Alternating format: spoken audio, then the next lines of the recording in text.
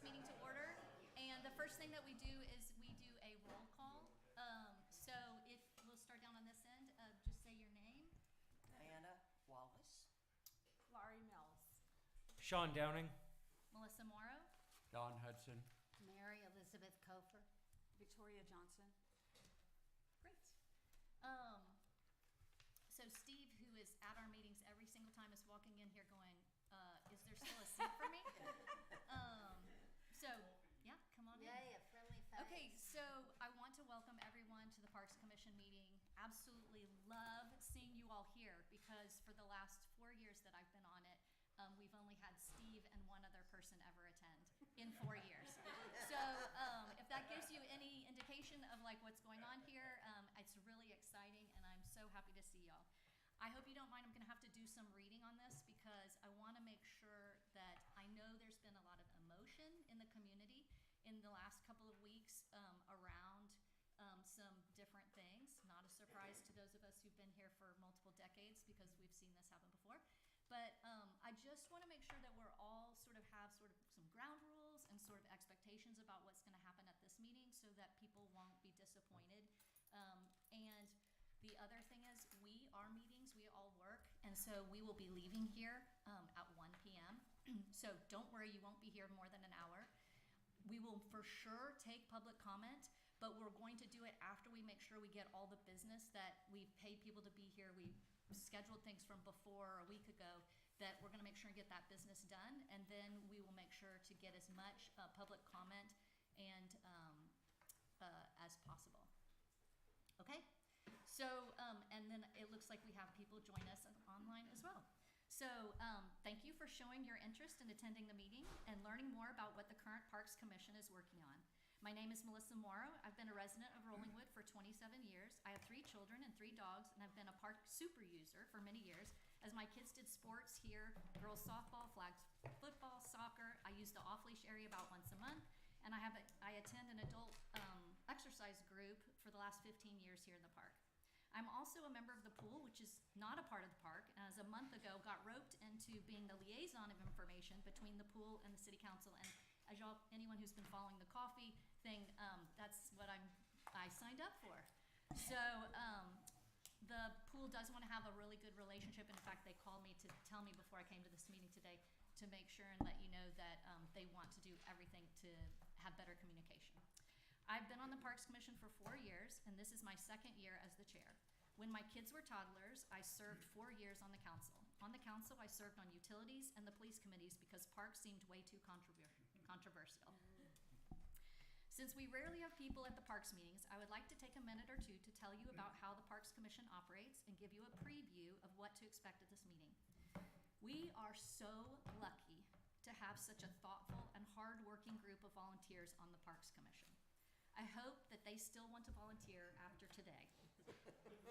These members, whose service ranges from 8 years to 2 months, I hope he comes back, represent a diverse group of residents from across the city who have lived in Rollingwood from 44 years to 3 years. They are parents and dog owners and workers and moms and dads and coaches who volunteer their time to make our community better. In my 27 years of living here, I have not met anyone who did not care for this community. Many care very much and have given much of their time to do better. We can all do better. My philosophy has been to assume good intentions and help educate and show people how they can participate in a positive way. Goal today is to recruit more of you to still want to participate after today. So for those of you who are not familiar with the Park Commission, our job is to identify priorities for maintenance and improvement in the park and to help fundraise and identify potential funding sources for those projects. We do not make the final decision on what happens in the park or how it is funded, but we are an important part of initiating and vetting a project in the park. By gauging interest, doing some initial research into potential projects, and with council approval and funding, help council do more for the community. We are the first stop on getting a project identified and prioritized. As many of you mentioned in your emails this week, there is a 2018 Park Master Plan. If you have not had an opportunity to read through it, I highly recommend it. It provides an excellent history of the park, current conditions, and identified several priorities. which I will share with you now as we continue through this meeting, you may reflect upon how the Park Commission is working together with RCDC and the Council to prioritize and carry out improvements. The Park Master Plan was approved by the Council 7 years ago, did not include one physical map or plan. It provided a whole host of ideas, including a red and blue draft drawings, along with other smaller area possible configurations. I would like to read to you the conclusion and next steps of the plan.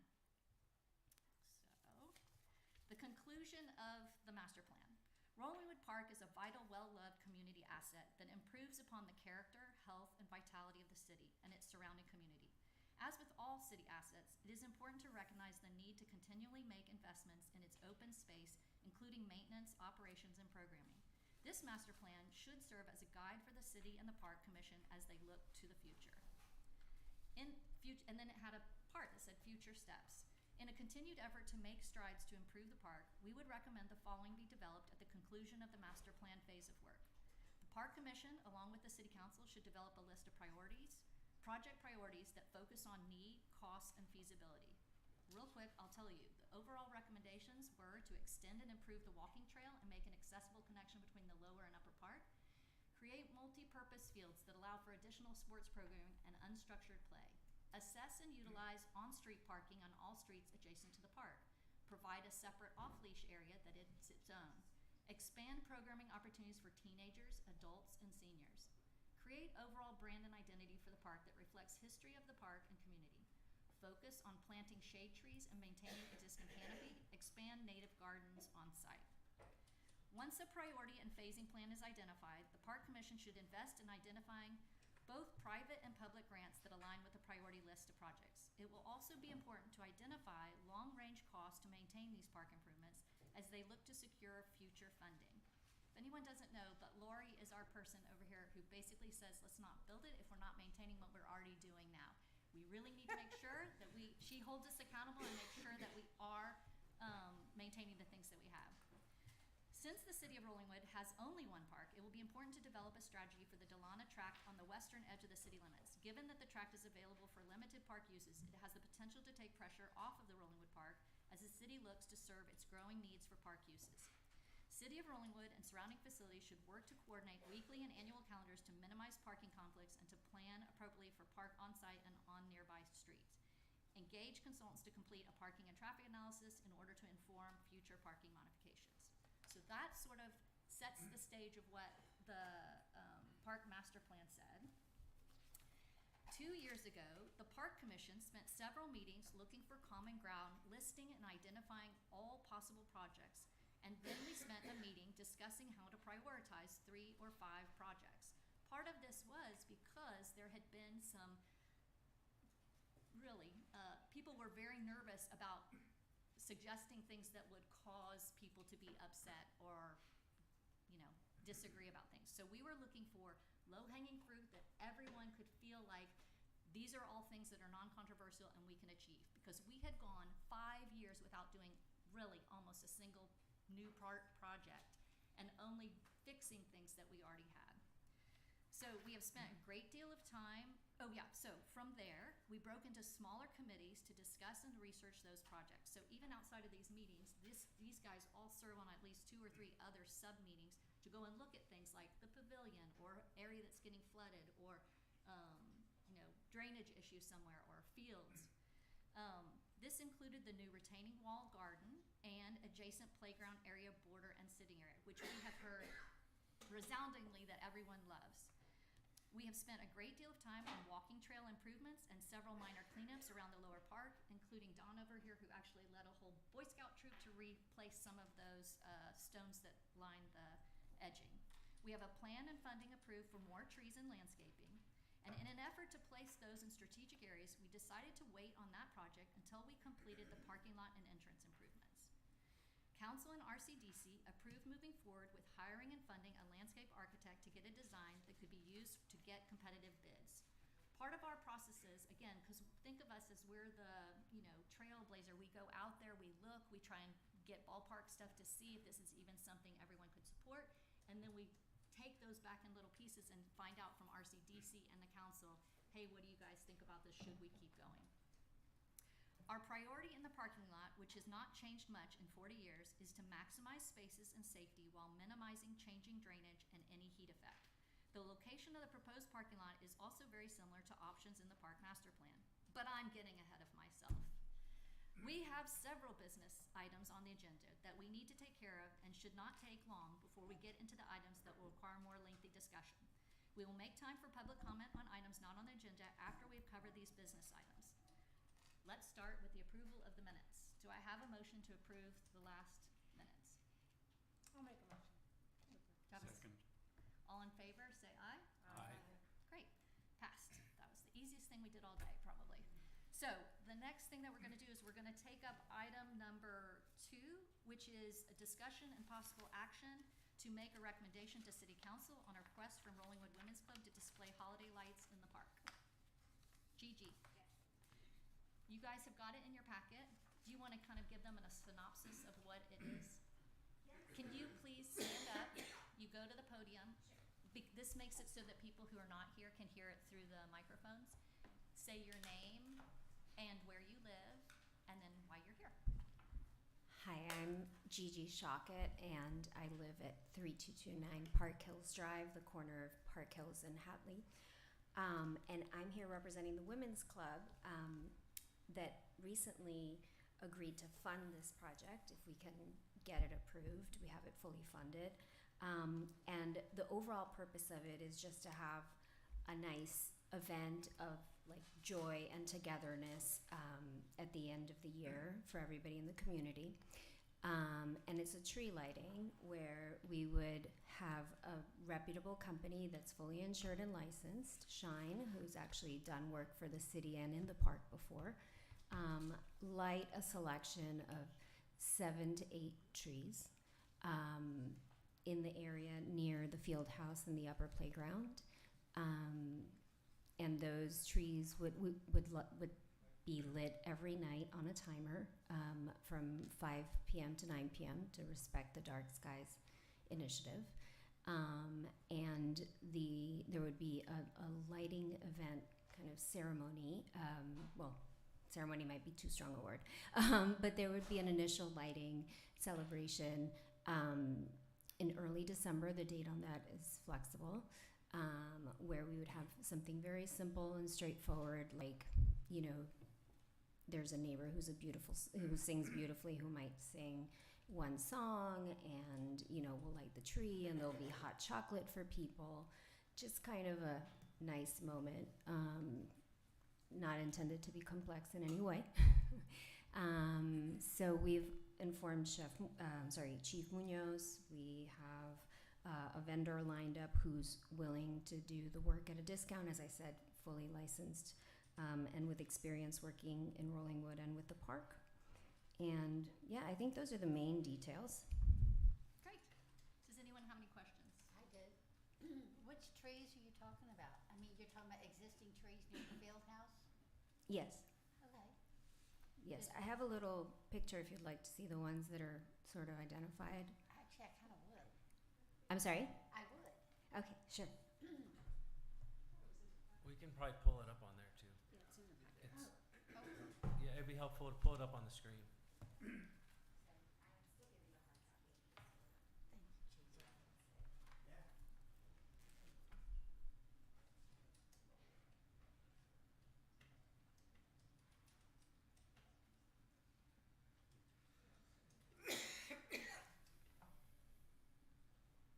Are they planning on running them up the trunk like that? Is that kind of the strategy, or is that just I assume it is. I'm filling in for Rachel Tice, who's been leading this work. I know that she had, in the materials she shared with me, that the company is looking to minimize the amount of cords on the ground. So in some cases, they're going to try and have extension cords between the trees. Great. okay? Do I have a motion? I'll make a motion that we approve this. I'll second. Any other discussion? All right, all in favor say aye. Aye. Any opposed? Motion passes. Congratulations. Thank you. And thank you to the Thank you. Rollingwood Thank you Women's for Club. I doing think this. it's a wonderful idea to bring the community together. Thank you. Great. All right, right, we're gonna go to item number 7, discussion possible action on recommendation to City Council regarding a request from Western Hills Girls Softball for Field 2 improvements at Rollingwood Park exceeding $1,000. Steve? Steve Frank with softball. I think you guys got the proposal. Sorry, it should have been presented earlier, but missed the deadline. So $4,900 to just do dirt work on field 2. Great. Do we have a motion? Quick question. Yeah, Baseball pays for that, that's not the city paying? softball. Yeah, I Softball mean pays? for field, yeah, that'd be us on field 2. I'll make a motion. Great. Is there a second? Second. Any discussion? Great. All in favor say aye. Aye. All right. All right. Are you also going to speak on the next one? I don't know how much. So, number 8, discussion and possible action on recommendation to City Council to amend the lease agreement with Western Hills Little League to modify the required approval amount for improvements. Yeah, so I don't know how much discussion we want to do here with, I don't know what's going on, so. Just because I don't live in Rollingwood, Yeah. so, but evidently going through this whole process with proposals on the dirt field, it's become very evident that $1,000 is a limiting factor to have to go get city council approval every time, so I'm going tomorrow to get guidance from them, but whatever the park commission wants to give feedback, that'd be good also for city council. We were proposing maybe $5,000 or $7,500. Okay. And then it would just, the other provision is then we would just get approval from the city administrator, which is what is below $1,000 now, but, so that would still be in place, so city of Rollingwood would still have a say in what goes on, it just not having to go to city council, because, Wait a month and all of that. yeah, Yeah. these just normal maintenance items are not below $1,000 anymore. Yeah. So I think what I'm looking for is a motion that says that we recommend to City Council to raise the amount to $7,500 with administrative approval, not necessarily having to come to Parks or to City Council. I'll make that motion. I'll second. We have some discussion. Yeah, absolutely. Previously, it would be $1,000, and that would have to get city council approval. The way it's written in the lease, yes. Okay. Are you requesting that it just be handled administratively, not with? Correct, for Commission, anything city council? under $7,500, that city administrator would have authority to, we would have to just get it approved by that position. Thank you. And just to give a little more information on that, I know that the lease itself, which was in y'all's packet, mentioned that there was originally a $30,000 amount that they had to do in capital improvements, and I think the purpose of coming with $1,000 was to make sure that it was things that married up with what both the city and the leagues thought would meet that criteria. We didn't want you to spend all your money all at one time and then, oh gosh, there's nothing left. So, and I assume, and maybe Alan can tell me, that $30,000 amount has already been done, or Steve? Yeah, we worked through Kevin and and presented that to, I think Phil was involved with that too back then, so, we presented all those receipts. It was pretty much all the fence work, so, Right. I mean, it But I hit think it all. it's important to keep track of this so that when we do the next agreement, people have realistic expectations on, it's not just gonna be $30,000 and there's still gonna be fence and dirt and other stuff that are gonna come up, so, it'll just be great to inform us better in the Yeah. future. How often do you have projects for maintenance or improvements that exceed 5,000 under 7,500? You could do a lot with 7,500. You could erect a statue if you wanted. Yeah. This is the first time we've started really, I don't know how Little League, but this is the first time softball's kind of gotten out of volunteer work and started to pay for some stuff. And so, first off, because the previous provider we had gotten bids, but they were so expensive. This new company, LRI, is a little cheaper, but it's still pricey. So this was $4,900. There's other things we could have done that could have made it higher. This is just loading a lot of infield conditioner and dirt on there. But like weeding, clay work, stuff like that, it could go over if we did it all within one time frame. like this, we haven't done infield conditioner. This is like the first time in 3 years or something. So it's not often, but But it's not unreasonable for it to be 6-7 grand. no, it's not. Yeah, to have them come out and like do the lips, like you literally have to go in, they cut down all the lips and then come in there and resod it, and that can be easily $7,000-8,000. But we would want them to do it and in a timely manner, and it's really bad when it's they have to come here and we don't marry up with council, so that it ends up being 2 months because they kind of have to wait. They have to go But they through still have to, you could make an amendment if you wanted to, something that like, as long as it's work that's been done before and not I a would statute. say more maintenance than improvement, just because improvement could be anything to improve. Yeah, and the way the lease reads, any repair or maintenance project over 1,000 has to go to city council. So it wasn't like just improvement. So it was like, it could just be the wording of how it's worded, but I'm yeah, I've Yeah, got a I'm question. fine with looking it for as long as- guidance. Yeah. I'm fine with it as long as it's under maintenance versus improvements. Okay, so Alan, do we need an amendment for that, or do you think we can do that administratively? I think an amendment in the motion. Okay. I've So got a you're- question though. So are these, are soft, under the contract, it looks like it covers just Western Hills, but it seems like also, from what I'm understanding, softball and baseball do things independently of each other. So this. We are two separate nonprofits, yes. So if we put this into the contract, the 7,500 will apply to both softball and baseball with Yeah, independent. so the original lease is with Little League, and then we have a sublease with Little League. Okay, It flip-flopped the last time it got redone. so does this apply for baseball too? Or- Yes. Okay, so if you do things independently of each other, though, you don't necessarily know what baseball's got planned. Correct. They would just have to follow the lease as the way it is amended or not amended. So if they had a project, they Yeah. would have to do the same thing, or they're supposed to, the Okay, way it's written. So it would be two pots of $7,500. Say they both decided to do something in 1 week. They both have to have their separate approved. If it goes through the administration, they would have It an wouldn't idea be a of lump what's sum going of on their 15. fields, yeah. Yeah, because we have different fields, so, Okay. you know, they're field 1 and 4 and 5, and we're field 2 and field 3, and we pretty much try to keep them separated with who pays for Linear. what costs, yeah. Okay. Thank you. And the central hub would be administration, so that there's no overlap. Right. So you want to make an amendment to the motion?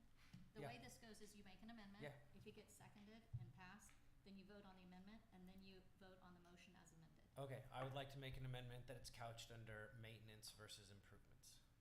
Is there a second? I'll second. Okay. Is there any discussion on that?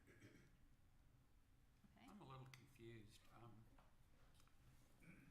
Are we, we're basically saying that softball have this 7,500 administrative approval only, but baseball is still requiring city council approval. No, We're it'll saying all under the same lease.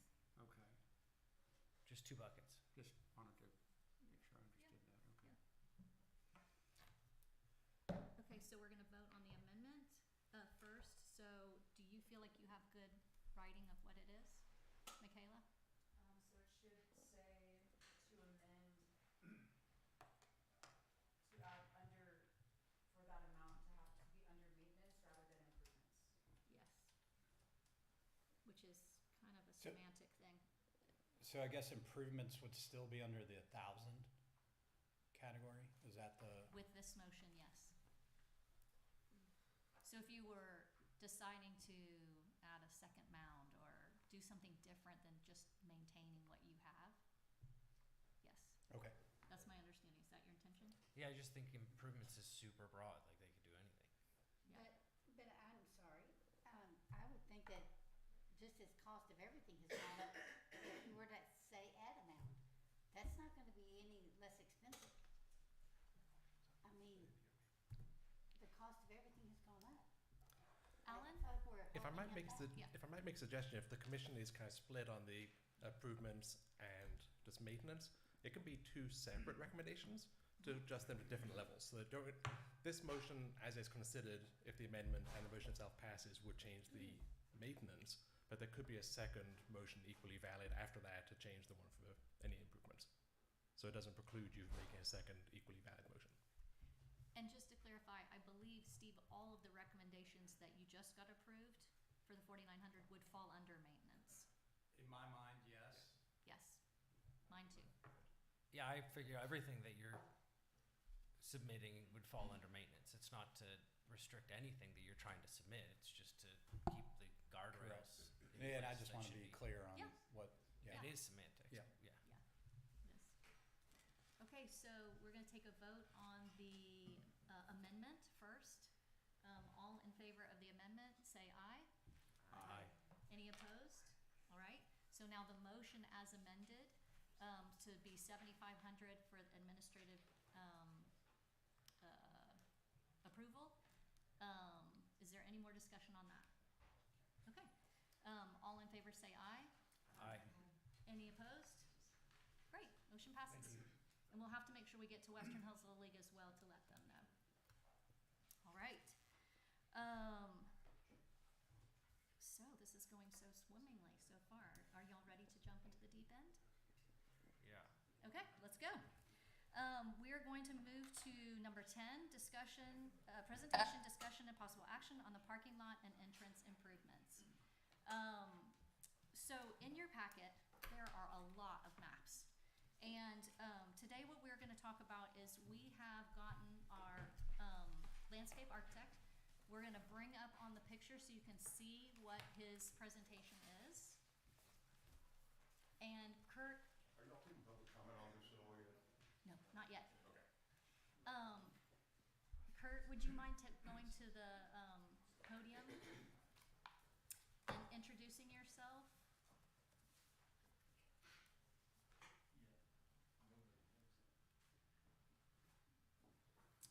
Hi, I'm Kurt Arnett. I'm a landscape architect. There you go. And he has, we directed him to give us a drawing so that we could, that would include, we'd have a survey and a drawing of improving the parking. So we've had, for a long time now, people talk about this parking lot being a danger zone for children because people park, there's no lines in it, and so people park all different directions. Some people get trapped in the back parking lot, and so we, looking for a solution, we looked at we started with what is existing in terms of a parking lot. Alex Robinette has been helping us also beautify. Not only did she help us beautify the area around the playground and the retaining wall, but she also has been helping us design this as well. When, at any given time, our understanding is that when we did not, right now, when we don't have lines, sort of the max parking that we can get back there is somewhere around 58 cars. And so we wanted to make sure that any plan that we had didn't lower the number of parking spaces that we have right now. We also told them this is not a Tesla 2-car place. This is a place where kids come with Suburbans and need a big space to park. And so, again, talking to Kurt, we also talked about drainage, not wanting to have, to affect the drainage to any of our neighbors. And we also talked about, so we were looking at impervious and pervious solutions. So in a few minutes, we'll also get to talk to one of the contractors who may be bidding on it, telling us a little bit about some of the products.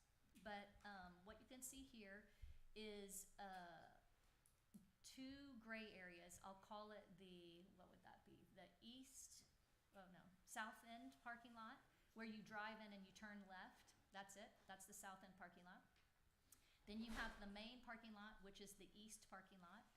And then what we were trying to do was allow for the back parking lot to be an overflow parking lot. So our original thoughts were to do something using, basically it's these hexagonal rubber things that you can either fill with gravel or with grass. And so the idea would be to have that back part, again, be formal parking, and even have lines in it. This hexagonal stuff, you can actually put little stops in it so that you can mark off parking places. One of the things that we found in this exercise was that that's a huge, open, long, big space for not very many extra parking spaces. And so one of the things that we'll really be talking about today is thinking about, do we really need that extra extension?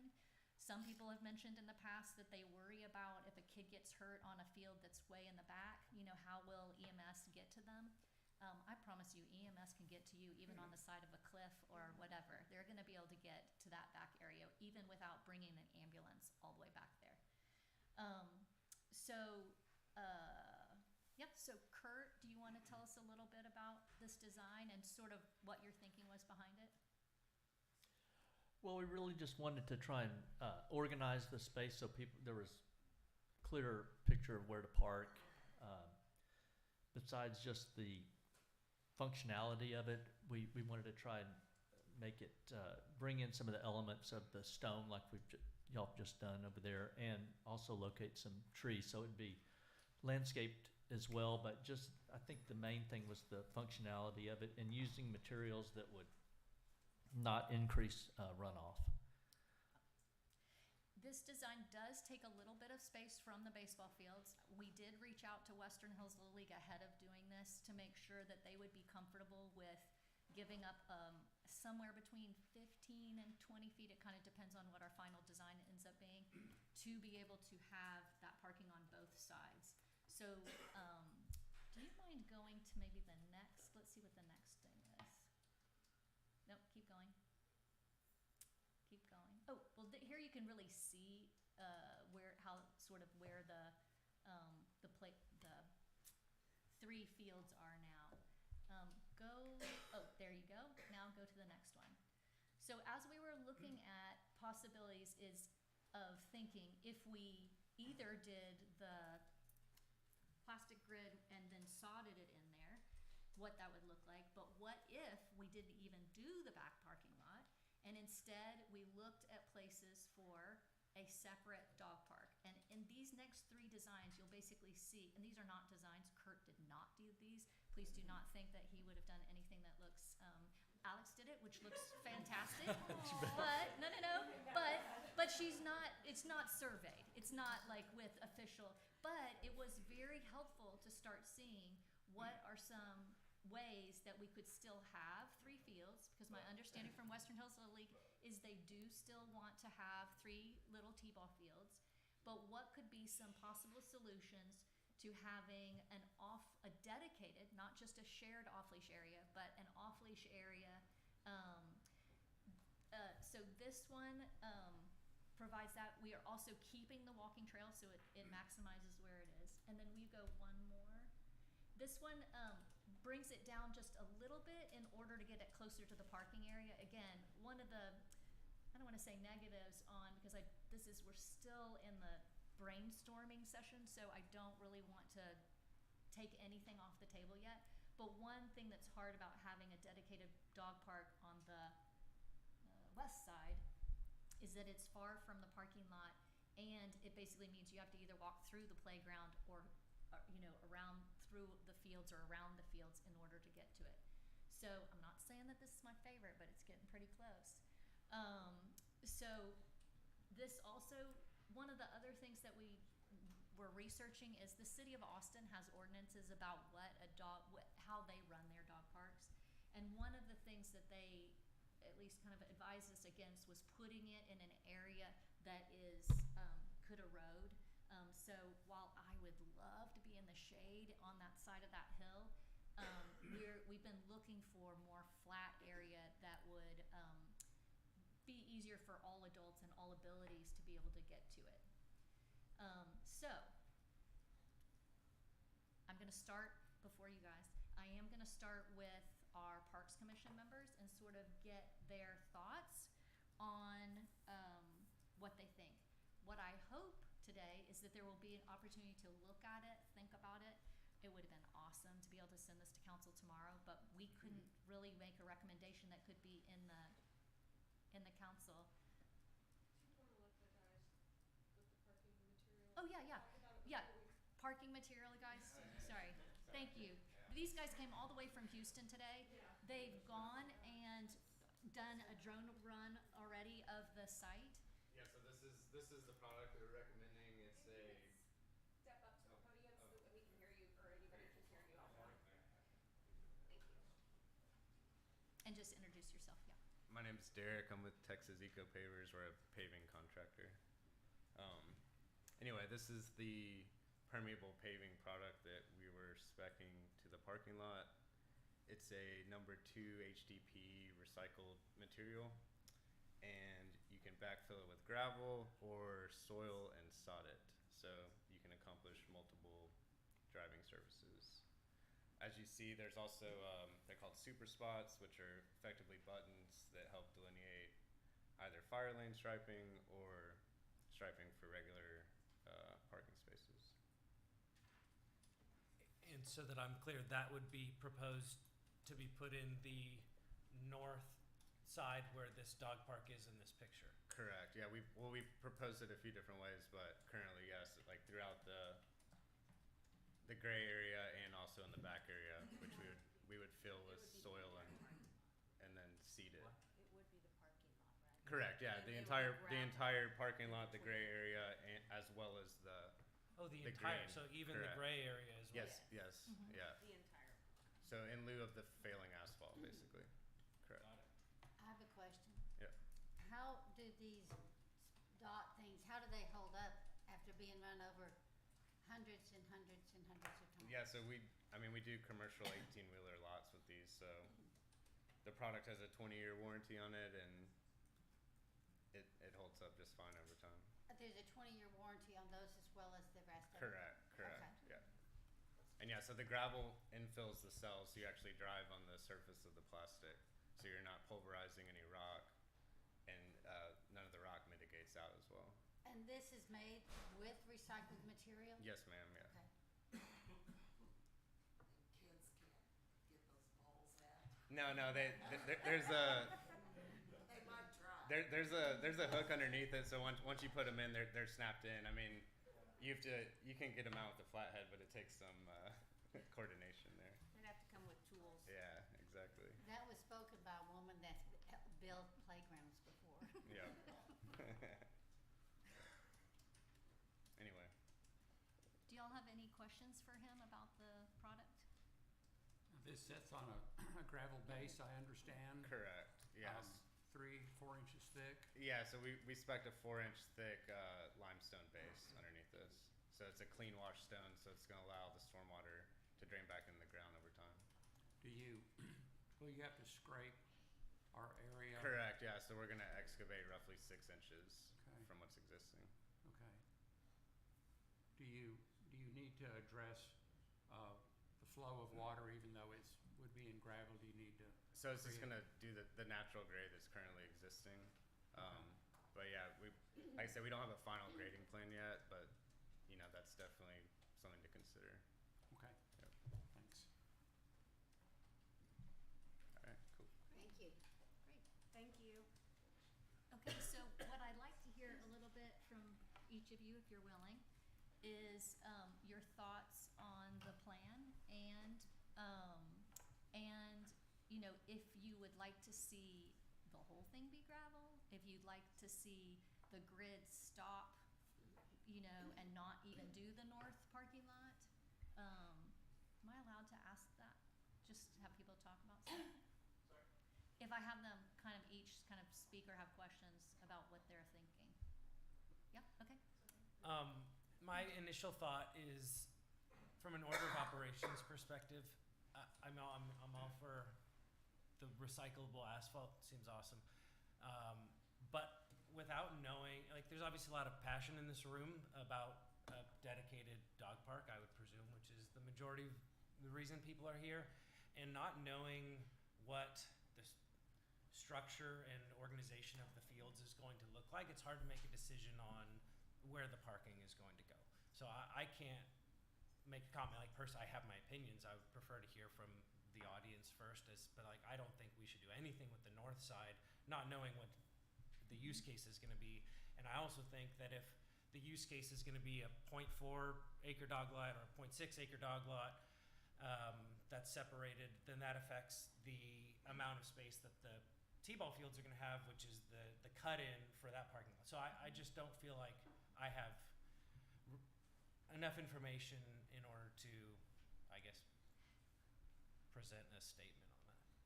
Okay. Yeah. I got some thoughts on this.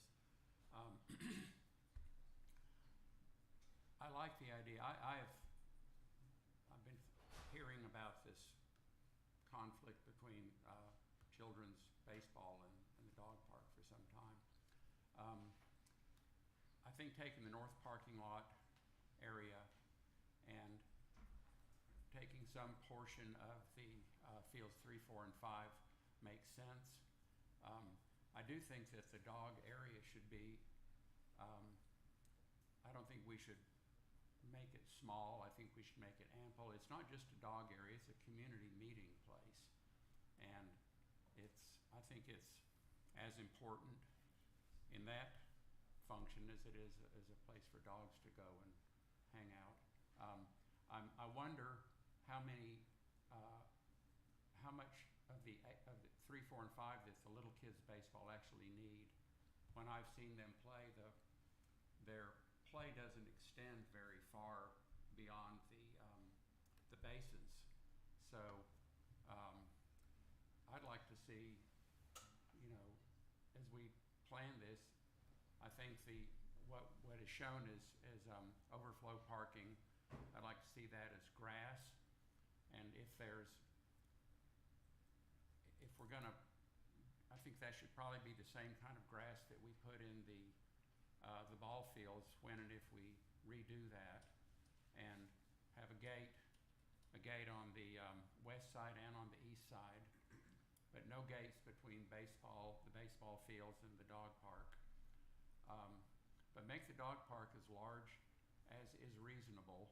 I don't think that the kids would, I don't think it would affect them seriously to lose some of that. That's nearly an acre, I think, to a dedicated dog park. Also, a dog area could be planted with trees and shrubs and places to sit and shade. It could be a much nicer area, but I'd like to see that as we go forward with this to be ample. So, my thoughts. Is this comment are we talking dog park, are we talking parking, or are we talking both? We're trying to make a decision about parking, so we had this agenda on. Yeah, I just wanted, Yeah, I yeah. didn't want to start overflowing into another topic. Yes. My thoughts are, I like what Texas Eco has brought to us. I think that's a great option for us to have the permeability, to still have designated spaces, to not lose spaces. I don't think we need that back parking lot in our, to move forward. I think there's too much ambiguity there on what we're gonna do with it. So my recommendation would be to go ahead and approve it for the L shape. My thoughts are, I'd like, wherever we decide to do the parking, whether it be the east side, the south side, whatever, I'd like to use this product. I think the product looks great. It's exactly what we had discussed, that we all wanted. So, for whatever designated parking we have, I'd like to use that, whether we do the north end in parking or not. Do we feel like, I don't want to cut off if anyone else wants to speak. We have 4 people who signed up to speak on this item. And so, if y'all don't mind, we can start with those. Mary Marlowe. If you will, say your name, your address, try and bring the speaker, there you go. And we're very happy to have you here. Thanks for coming. Hi, my name is Marla Marks, and I'm a third grader at Eanes Elementary School. I played softball 2516, Timberline Drive. I played softball for the first time last spring. I wasn't very good at it, but my team was super good. At the end of the season, I decided I really love softball, so I started throwing the ball with my dad every single day over the summer. And guess what? I got a lot better. This fall, I played softball again, and now I'm one of the best players on my team. I love softball with my friends so much, but we play all our home games at the dog park. It smells really yucky, and sometimes there's dog poop on the field. I have to listen to all my teammates and their parents complain about it during the game. I love dogs a whole bunch. I'm begging my dad to get me one for Christmas. My little sister Crew is 3 years old, and she loves dogs too. She went to the dog park last week, and that night she threw up a few times. Now we're all a little scared that we might get sick from playing there. I think you guys should find a better place for the dogs. Thank you for your time. Good Thank job. you, Marlo. Thank you. I'm sorry, I thought we're not speaking about the parking right now, Yep, this is, they signed up under this item. under which I item? think Of it 9 and 10. reasonably goes hand in hand, because if Yeah, we're because voting on we're the parking talking lot on the about north end, and Whether the north end that's should where be the dog park would included. go, it's a Okay, fair place yeah. for it. Jeff Marks. Hi, What? does anyone else want to speak on this?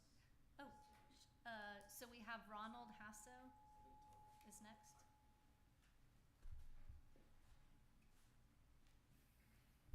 Hi, Ronald Hasso, 2810 Pickwick Lane. I don't think we should be making a decision about the parking until we've decided about the dog park. It seems financially irresponsible to make such a decision before we know where the dog park's going to go. I think the city needs a dedicated dog park. There's a lot of reasons why. Other people have expressed them. It's unsanitary. It's a bad look for the city that we have kids playing around dog feces.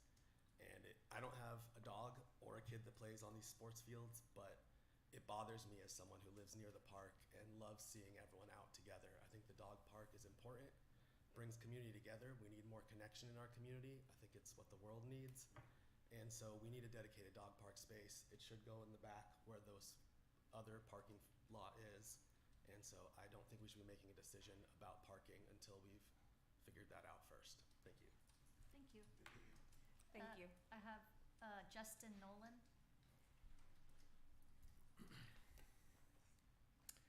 Justin Nolan. I'm at 4812 Timberline Drive.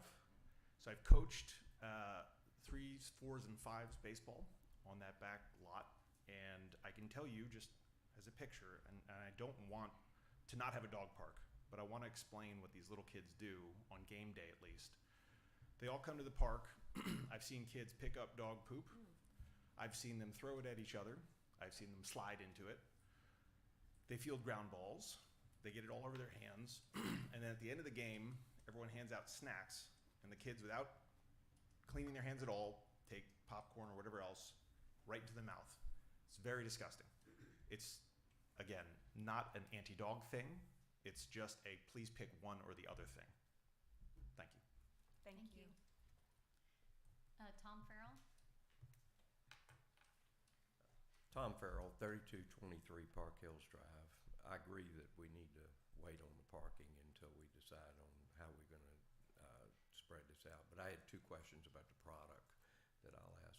One is we have a lot of e-bikes that kids are driving, and I'm just not sure how safe that is on this product, and I want to make sure that's it. And the second safety item I would ask us to consider is how these work with baseball cleats, whether we're presenting a tripping hazard to our kids when they go on that. And I guess these guys could probably address that. Thank you, and I want to thank all of y'all for doing what you're doing on that. So you've done a great job so far. Thank you. Thank you, Tom. Can you, on the product, do you want to speak? Or Yeah, so it is ADA compliant. you have to come to the microphone, sorry. Yeah, sorry. The product is ADA compliant, and the number one complaint we do get is women in heels, because at the end of the day, it is a gravel lot. So, like I said, just take that into consideration. It's an improvement from what's out there, but would be considered a gravel parking lot. So. I have a question. Yep. The infill gravel, I think we talked about something that was kind of light colored. Would that be limestone? So there's multiple options. I think we currently have it as the Black Star gravel. Okay. And you fill it to the top of the cells. It's angular, so it does fit flat on the cells. Okay. So it doesn't seem like cleats would be an issue. I've walked in gravel No, with cleats, not big. But what about e-bikes? No, bikes are fine on it. Like I said, it's better than gravel. Gravel's going to mitigate when you drive a bike on it. The gravel stays in the cells of this product, so it's not going to mitigate. Like I said, the main concern we get is heels. To me, cleats will be fine though. Like if you're peeling out, you're not going to be spraying gravel Correct, all yeah. over the place? No, sir. I don't think there's enough space in there to do it, but You'd yeah. be surprised at these do on these things these days. But yeah, no, the gravel's it's an angular stone, so it locks in those cells pretty well. Thank you. Yep. Did you want to speak? Yeah, and sorry, I was running late to the meeting Yep. because my street is currently getting repaved. So I was kind of temporarily got trapped in, so thanks. Your name and address. Yeah, absolutely. I'm David Smith. I live at 106 Laura Lane. I've been a Rollingwood resident for, since 2011 now. I'd like to speak, if it's okay, on 10 and 9 separately, and I want to take up You mean 10 9 first. and 10? Yes, yeah. Okay. Yeah, but I take it we're like. on 10 right now. Right. So, okay. So I'd like to take up 10 now. Yeah. So I am an attorney by trade. I served as Deputy Assistant Secretary for Fish, Wildlife, and Parks for 6 years in Washington, D.C., overseeing Fish and Wildlife and National Park Service plan implementation and policy, both in national parks as well as urban national recreation areas. One of the things I want to say is thank you guys for looking at the parking issue and looking at these alternatives. I applaud y'all for that. I'm also a member of RCDC. This is something that we've talked about in the past in RCDC, and it's we've also talked a lot about when we're doing a comprehensive plan, parking in and around the park.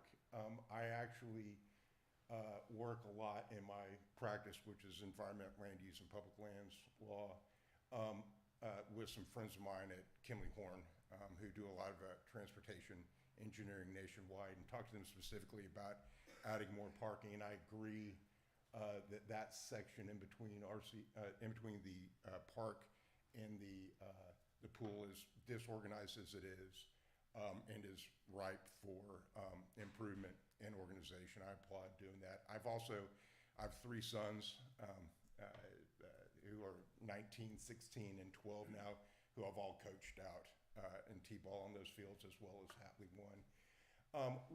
2 notes on the parking that I think we're going to need to be aware of. They're definitely doable. Is we are in the Edwards contributing zone, and we do have a citywide drainage plan and policy. The only thing I would say, and I've not looked at it from a legal perspective, is just that we make sure that from an engineering and planning standpoint, we take into account the effects on water quality and drainage, which is infinitely doable, and we do all the time with city projects.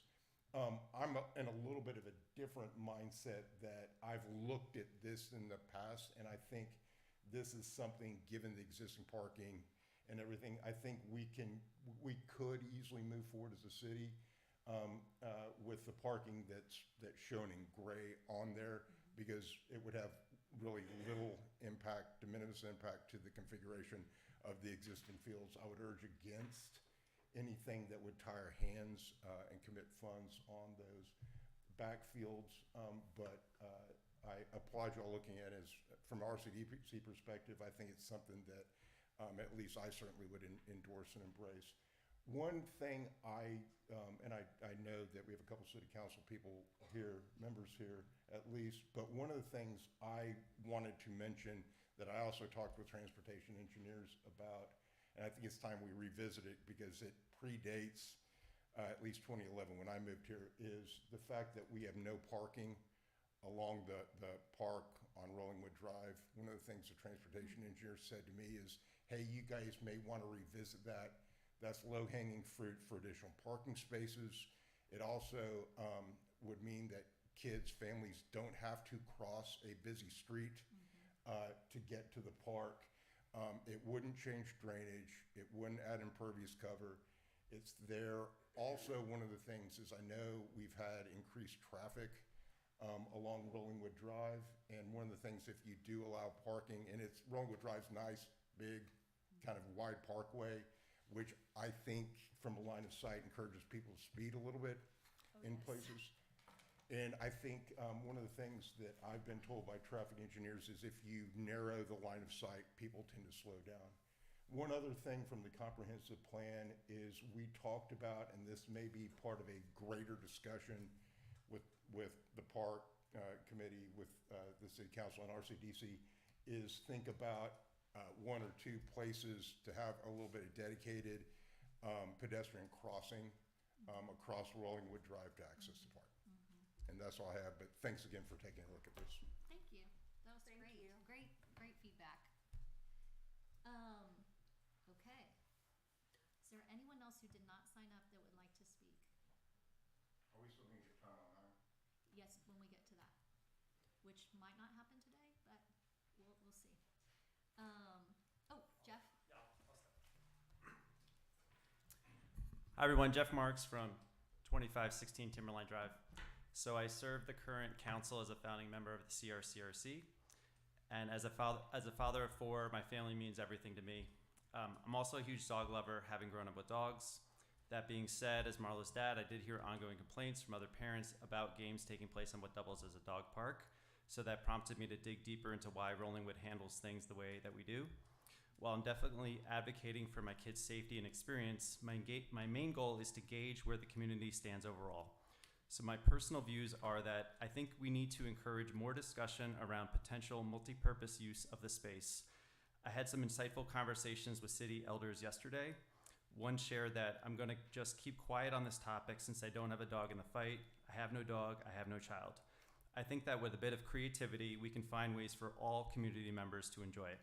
For instance, if the fencing around Field 2 were temporary, we could combine it with the non-dog park portions of Fields 3, 4, and 5 to create a large open space for everyone to use.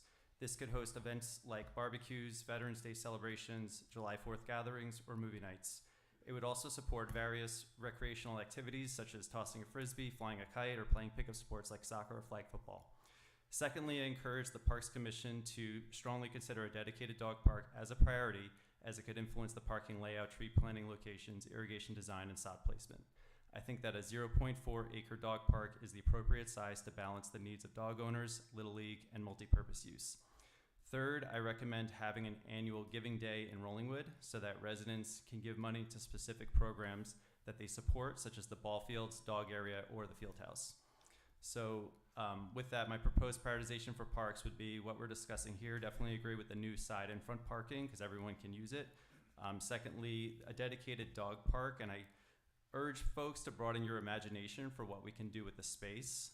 If you check out the West Austin Neighborhood Dog Park, it's about less than 10 minutes away. Check it out for inspiration. It has lots of trees, zero scaping, and lots of seating. Third, promote more temporary fencing around Field 2 and adopt a more minimalist approach to fencing outside of the dedicated dog park. Fourth, plant trees, many of which could go into the dedicated dog park.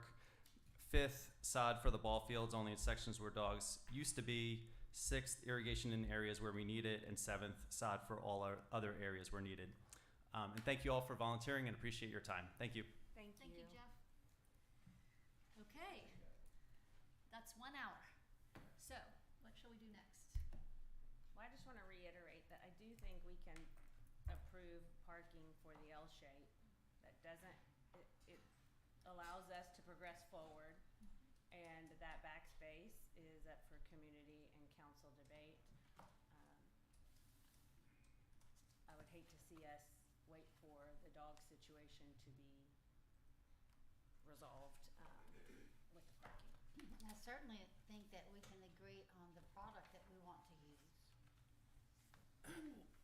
If we're going to, at some point, have a motion on reconfiguring the parking, I just want to know to what detail are we approving that? Like, would it be approving the inlet of the fields? Is it approving like all those spaces where the trees would be? Is it just approving, generally speaking, updating the front and east parking structures? I'm just curious, like very specifically, what it is that we would be approving. So that's a great. These plans are preliminary. Uh-huh. They're preliminary, so this is not, I mean, we could. So if we wanted to give Kurt some, let me try and guide you guys Sure, for a second. sure. This is a great meeting for us to give our architect feedback about what we might want to see at the next meeting. Now, it's totally okay if you're like, I feel comfortable with, everyone here who sits on this Parks Committee can make a motion. Any motion, however they want to say it. But I'm just putting out there what I'm No, hearing. I agree with you there. Whatever the next step is in the planning for this, I'm saying not to let us not do anything with parking based on the back lot. We just don't have to do anything with that right now. So, what I'm hearing is you would direct Kurt to come back to us next month with a drawing that removed the east? The back lot. The back Let's lot. just call it the back Yeah, lot. the back lot. From the drawings for the purpose of just getting some bids to find out, because for y'all who don't know, we basically find out how much money something's gonna cost, and then we have to go find that money. So this is a very long process. So if, we may go to RCDC, we may just go to the city, we may ask some donor, one of you guys wanna write a check for $300,000, and we can get it done very quick. So, what I'm hearing you is, Kurt, can you come back and show us a plan that would remove that back? And take us one step Oh, further. okay. But is that Kurt's plan? Oh, I feel like this so is jumping. Kurt has done a plan. Yeah, isn't that what we've been looking at? Yeah, okay. No, but there's also the one. Yeah, there's also the plan where it's the hexagonal stuff with sod in it. So I want to clarify. One of the drawings that you looked at was with the hexagonal product in there, and another one, this one, is doing it with turf not drivable. Am I saying that right, Kurt? Are you talking about the green part that faces, that line is I'm talking about parallel to Rollingwood Drive? on the right side of this screen. I'm talking about that. There's two different versions. One is that we would use the same product that we would use in the whole thing, and it would be sodded in the green part and would have rocks in the middle part. And then this plan is what I'm hearing. This one is rocks in the middle part, sod on the right side, okay, just grass sod, no drivable thing. And on the left side would be the hexagonal product with grass in it. I know, it's hard to follow. Does that make sense? Yeah. I'm proposing, or my thought process is, we don't do anything with the back lot. Okay. And we do gravel on the whole L. Okay. So is that your motion? That's my motion. Okay. Okay. Have y'all gotten any cost estimates on this, like to compare the gravel versus concrete parking lot versus the product with grass? Yes, but we're hoping once we get a design that we can give that to them to actually give us real numbers. We're just trying to get to a design phase Alex, right now. Robinette, go ahead.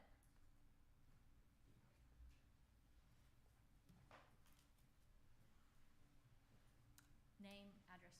I know this rodeo. Alex Robinette, 2500 Hatley. These guys have provided us with several estimates. The one that had all gravel with the grass pave at the north was around almost 300,000. I asked them to pull that north part out, including that grass driveway, so that we knew kind of how much of that was that was 94,000 roughly, so that still leaves 200,000 for basically this plan that you see. Although Kurt has shown kind of an asphalt entry apron potentially, or concrete, all that can be debated. And then I think the city was trying to get a cost estimate for doing everything in asphalt. I haven't seen it.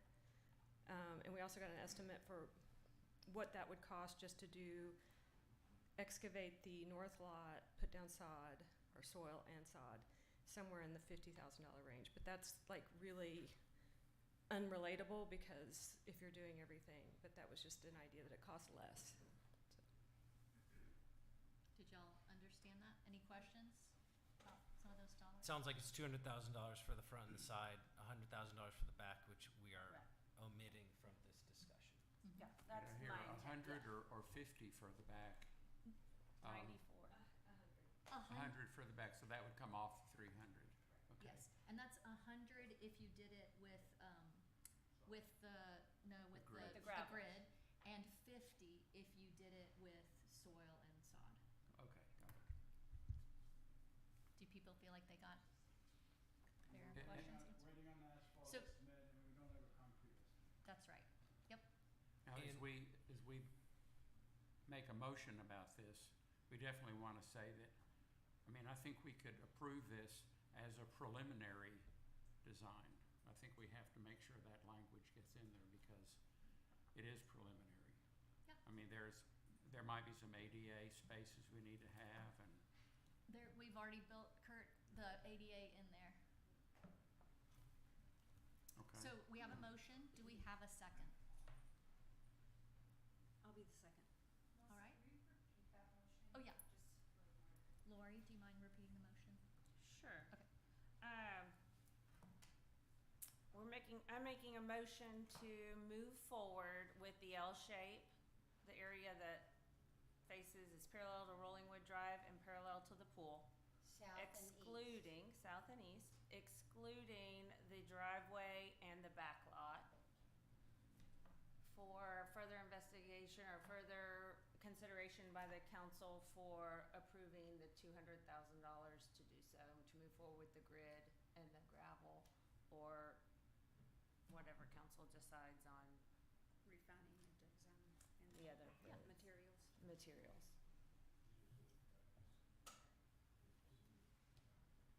So we have a motion and a second. Is there any additional discussion? We're talking about pressing ahead without having the other estimates then? Just Yes, going with this that's one? what the motion is right now. Well, moving it to council, because I'll make the ultimate decision anyway, we won't. Okay. And just as a clarification, so I believe there's a joint RCDC and council meeting tomorrow at 6:30, where this may or may not come up. There's also a council meeting where Park Master Plan, I believe, is on there. It could also come up at that. And so I think there will be lots of opportunities. We here at Parks try to come up with solutions and suggestions, and then we'll let you guys debate it further. Sound good? So there's a motion, a second. All in favor say aye. Aye. Aye. Any opposed? Okay, motion passes. So we have a recommendation to City Council, and Kurt, you have a new plan, I guess, to sort of finalize for us. Well, I mean, you've already finalized it, so, for now. You'll hear more, I'm sure, from this community in the next 48 hours. But I hope, thank you all for being so respectful and listening and working through this. And I believe every single one of you ought to serve either on a committee, a council, or whatever. I know it takes a ton of time. I can tell you because I had 18-month-old twins when I did 4 years on council. But it's so, if we don't have normal people showing up and being respectful and working together, we won't get this stuff done. So